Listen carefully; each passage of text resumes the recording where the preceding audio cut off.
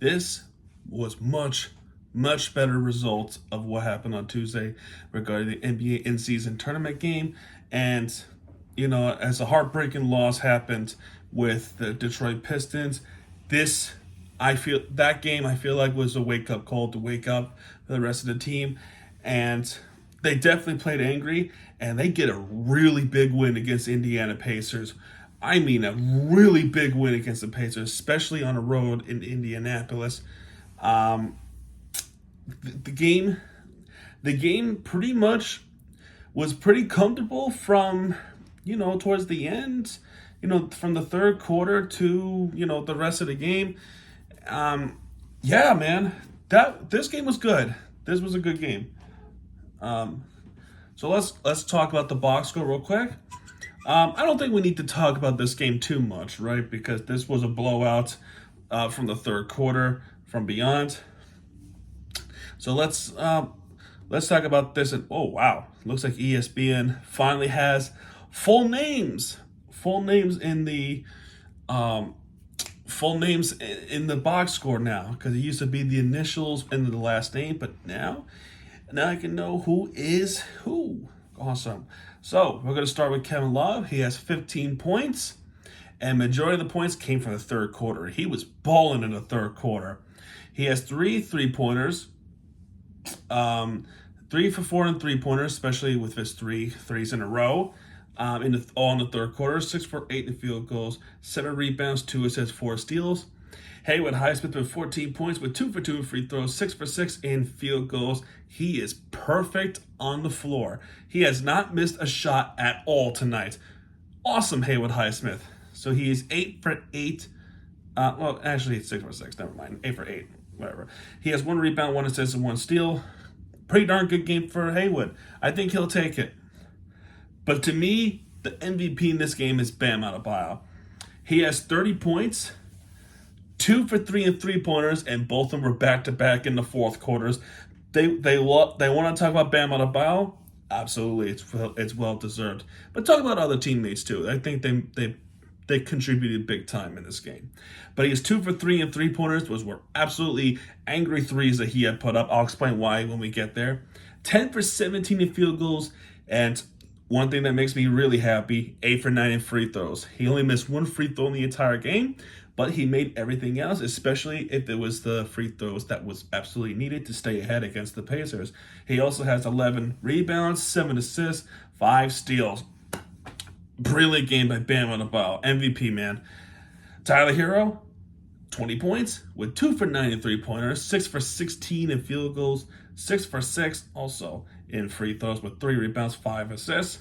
Pretty good game for Tyler Hero as well.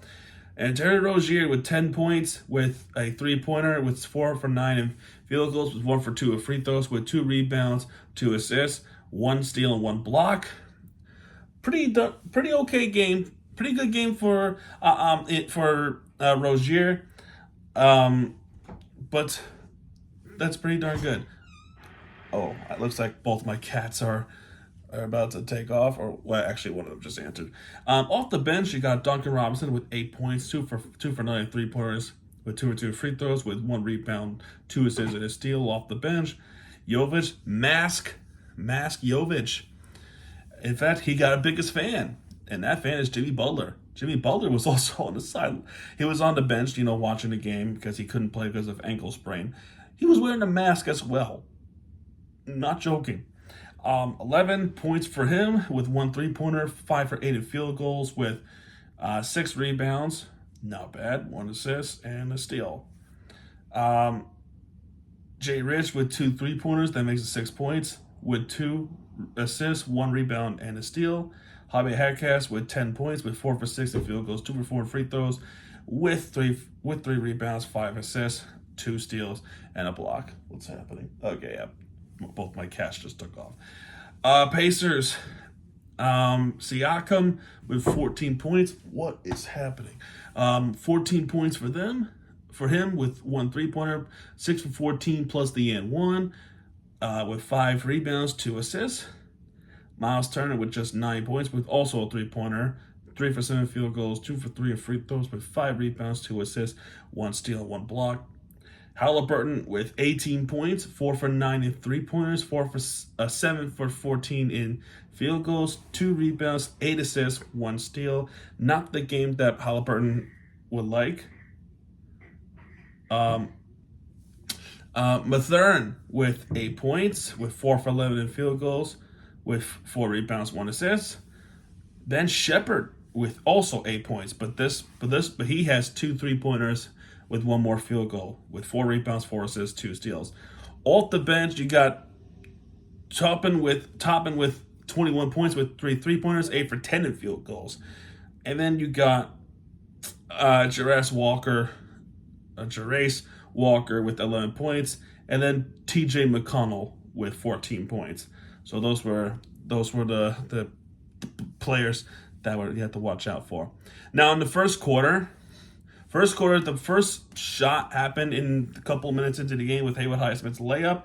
Nobody could to make that basket, but eventually Highsmith did. He makes his first shot and makes first layup in. And then Mathern with the drive layup, and Rozier with that 2-point shot. And then Highsmith with that 1-foot dunk. Pretty good so far. Then Shepard with the 3-pointer bank shot. And then a terrible pass from Rozier. And Shepard steals it, and Halliburton just finished that off. And it was a wacky turnover there for the Rozier. Just cannot happen. Bam would get fouled. He only has 1 for 2 in this 1 for 2 in this one.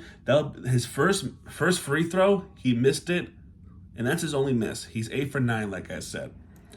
But since then, the Heat been pretty good. There was some dunks by Haywood Highsmith once again.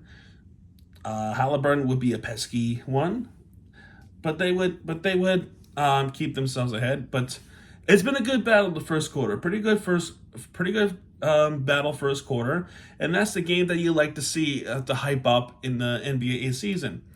With Jarace Walker, Tyler Hero actually got fouled on the 3-point, so he makes three free throws. 3 free throw, 3-point foul. He makes all 3 free throws, all 3 of them. So that's nice. Tyler Hero makes more free throws. Halliburton making a 3-pointer. TJ McConnell with the drive layup plus the and 1. He would get that and 1 shot. Then Mikola with the 2-point shot. Miles Turner with that 3-pointer, which would then give the Pacers 3-point lead to the end of the first quarter, which the Pacers would win this quarter 29-26. Second quarter, the Heat started to ball. They are starting to ball, and they went on this run. Now, albeit Halliburton and Toppin was trying to come right back, but Haywood Highsmith is making some shots in, and then Jovic could contribute, and then Terry Rozier would then make some shots in. Now this would be 53-42 game. They're up by 11 at this point, and they would stay like that for the most part. Siakam would make some shots in. Now we're only up by 7, not bad. Halliburton with the 3-pointer, and then Tyler Hero with a 3-pointer in response to it, and then Halliburton with that steal from Rozier, which another turnover by Rozier, and then Halliburton would get that buzz beater in before the half ends. Halftime would be 61-55, but not before the Halliburton 3-pointer. And then the third quarter, things kind of took away from the Pacers as the Heat was balling, and the big player that really stand out in this third quarter was Kevin Love. And we always complain about the third quarter early in the season. Maybe they finally figured it out. Even if it's on a road, probably on a road too, but at home it remains to be seen. But for Kevin Love, his first shooting 11 seconds into the third quarter to make it 63-55. And Kevin Love is starting to shoot points. He's got at least 10 points to start the third quarter. Not kidding. It was 61-55. It would be 71-59.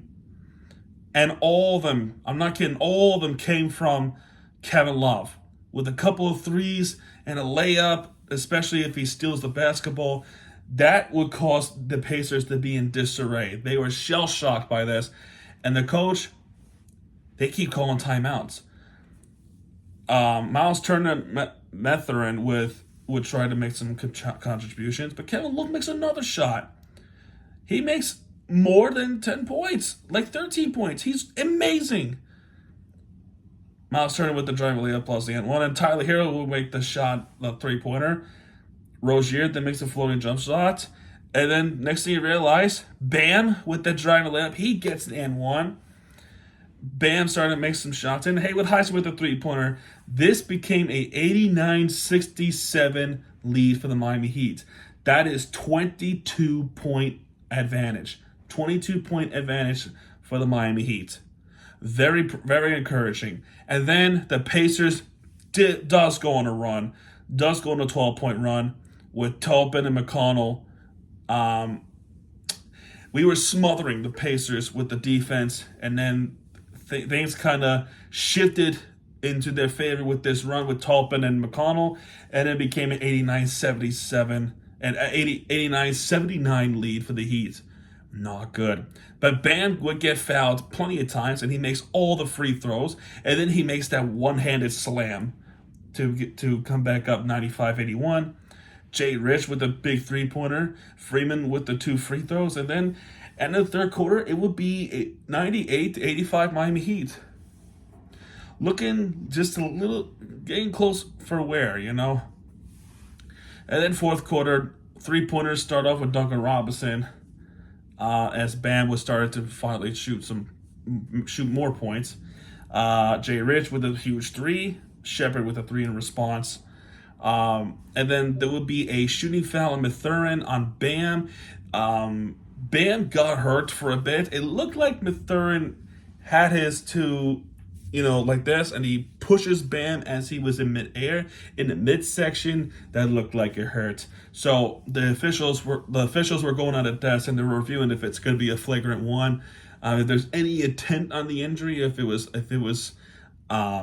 something that needed to take a look further, and they determined that this is just a common foul. What I don't understand is if it's a body to body, how come if there was a case where Mathurin had two fists or two arm bars like this and then pushes off Bam as any player really while they're midair, wouldn't that be something? I don't know. Either way, Bam would get off both free throws in. And I think that pissed off Bam because Bam went on a rampage in scoring. Since then, he's got 2 free throws in. He does make that slick move off the Pacers defense, and then he would just get in the paint and then shoot that bucket. I mean, he did that fadeaway and then he just shot it in. That was awesome. I don't know what that was, but then things get turned for the worse for the Pacers. After Mathurin shoot his 2 points in response to that 2-point shot, Bam shot a 3-pointer, and it was a 26-foot 3-pointer. Pretty awesome stuff. And then Shepard missed a 3-pointer. Bam rebounds it, and he decided to shoot it again, and he makes it again. Yes, Bam is pissed. Bam is pissed. And he makes 2 back-to-back threes. Why not, right? And this is a 117-96 game for the Miami Heat. Things are looking really good for the Miami Heat. And the Pacers used their final timeout. After a little bit over 6 minutes into the fourth quarter, they used their final timeout. Most of the timeouts they used was in the third quarter. And by that point, the game was going to be over, and then Bam, after the Jarace Walker 3-pointer, Bam with that slam dunk, and then this game was over. There would be a defensive 3-second violation. Tyler Hero would make that free throw, but that's pretty much it. Bam shot more, and then the Miami Heat was going to run away with this, and they did. The final score in this game is 124-111 for the Miami Heat. Big win, especially in Indianapolis. Now, they're playing against each other again on Sunday, on Football Sunday. So let's see what happens if the Pacers was going to make that response. We'll see what happens. But pretty big win for the Miami Heat. I am very encouraged that they would that they got this win, especially if it was a heartbreaking loss. They should have been 2-0 in the NBA in season at this point. They should have been. But hopefully this is a wake up call for the Miami Heat, and then they go on this little run, and then we can talk about positive things for once, you know. Unfortunately, the Pistons did win again against the Raptors, 99-95. So they could potentially go in a little bit deeper in the NBA in season. So which means we're gonna have to win out. So we beat the Pacers. That's good news. Then we have to beat the Bucks, which is we have to beat the Bucks in 10 days, right? 10 days. We beat the Bucks, and if we can beat the Raptors, I think we'll be okay. One of these games, the Pistons have to lose. They have to lose. Let me take a look at the Pistons schedule real quick. Because we wouldn't be talking about the Pistons if we would just be able to do it. If we would just done our part, you know. Let's see here. Their third in season game would be on Friday the 29th, and I think the final one would be in December. Yeah. So if the Pacers beat the Pistons on that night, and we beat the Bucks already, we might be in better shape. We'd probably be in better shape. Now for the Pacers, I think this is the first in-season tournament game, which now they're gonna have to play harder the next game, and I think their next game is going to be against the Bucks. So we'll see what happens. We'll see what happens at this point. Definitely have a conversation the next time it comes by. But anyway, guys, that's going to do it for this one. If you have enjoyed this video, hit the like button and subscribe for more content, because Miami TVG has it back. And when he does, he'll be right there with the free entertainment you deserve. Once again, thank you all so much for 1,000 subscribers. It means a lot to me. Your support is absolutely greatly appreciated. And yeah, folks, I'll see you guys tomorrow when I turn 26. Hopefully it's a good night for the sports wise, right? Anyway, guys, that's good to it. I'll see you guys next time. Good night.